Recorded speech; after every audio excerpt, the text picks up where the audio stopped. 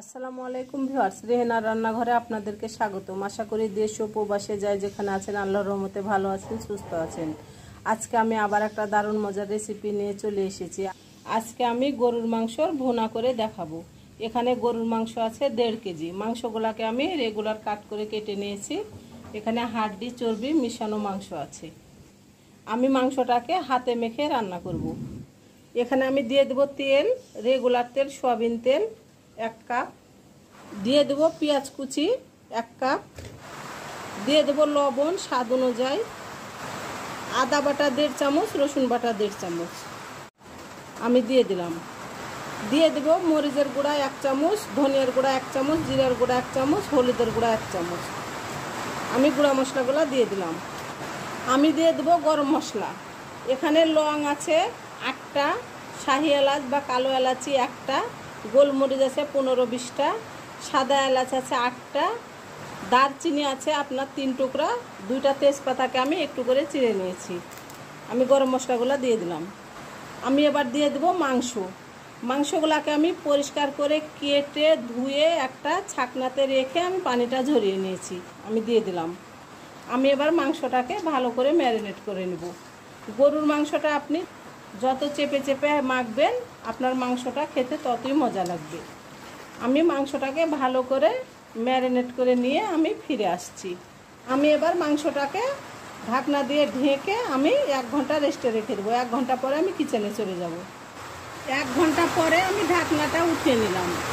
আমাদের এখানে প্রচণ্ড বৃষ্টি হচ্ছে, বৃষ্টির শব্দটা শোনা যাচ্ছে। সরি, সেজন্য আপনারা মনে কিছু করবেন না। আমি এবার গ্যাসটা অন করে দেব। আমি গ্যাসটা অন করে আমি মাংসটাকে 10 মিনিট আমি হাই হিটে রান্না করে নেব।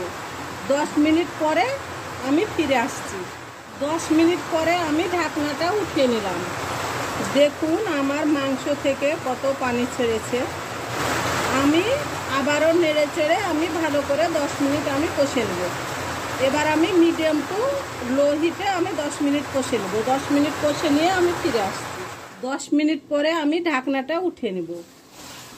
দেখুন আমি ভালো করে 10 মিনিট আমি 20 মিনিট আমি কষে নিয়েছি। এবার আমি দিয়ে দেব ঝোলের জন্য পানি। এখানে আপনাকে ঝোলের জন্য অবশ্যই ফুটান্ত গরম পানি ব্যবহার করতে হবে। আমি ওই পাশে পানিটা ফুটিয়ে নিয়েছি। এখানে আমি প্রায় 1 কেজি পানি দিলাম। আমি এবার এটাকে প্রায় আরও 50 মিনিট রান্না করব ঢাকনা দিয়ে ঢেকে মিডিয়াম টু লো হিটে।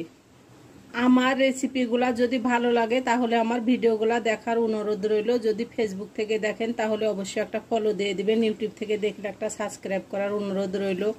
হাতে যদি সময় থাকে লাইক শেয়ার কমেন্ট করে দিবেন। আপনাদের একটা শেয়ারে আমি অনেক দূর এগিয়ে যেতে পারবো।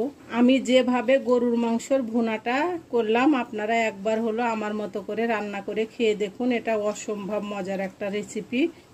এরকম যদি গরুর মাংসের ভুনা থাকে তাহলে আপনার গরম ভাতের সঙ্গে আর অন্য কোনো তরকারি লাগবে না। আপনার 1 নিমিষে 1 প্লেট ভাত এমনি খাওয়া হয়ে যাবে।